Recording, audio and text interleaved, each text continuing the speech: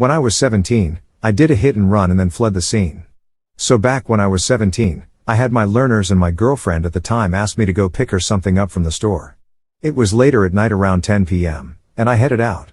I hadn't been to this place often, so my bearings were off as to whether it was on the left or the right side of the road. Now the road is 2-lane, both directions. I was on the inside, left, lane. I was looking for the store when I noticed it at the last second. I swerved my car over at the last minute to get into the right lane and make a turn into the store, when suddenly the front end of my car slammed into a darker colored car in the right lane. I never noticed them. I wasn't paying attention. I put on my 4 ways and pulled behind him. Just then he entered into a parking lot, probably to exchange information, I'll never know. Now the parking lot is set up so the entrance and exit are not the same, so you'd have to drive around the lot in order to exit. As soon as he pulled into the lot, a voice in my head just said go. I slammed on the gas while he was still pulling in and floored it down the street. I got to a residential area and went even further into it before shutting off my car and the lights and sat there in silence.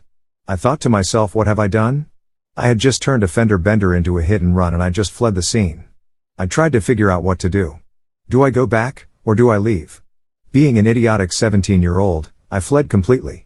I knew I was screwed if I went back and I'd probably lose my license, and if I didn't, insurance would be so high I may as well have lost it. I went home and switched the story around and told my parents how I was the one who was hit and the other driver did a hit and run and fled the scene. My girlfriend's dad had a friend who was a mechanic. He buffed off the other paint and fixed my bumper with zip ties. He offered to get me the parts cheap, but I was paranoid that they'd be able to trace the parts back to me, so I declined. I never filed an accident report, but told my parent I did. Shortly after this I got rid of the car and bought another used car from my mom's friend. I wanted it to never be traced back to me. I took it to the junkyard myself to make sure it would be destroyed. No one ever found out what I did. I've never said anything to anyone. This happened 15 years ago, and I still feel immense guilt from it. I can imagine how much of a pain insurance must have been for that person, but I was a terrified novice driver.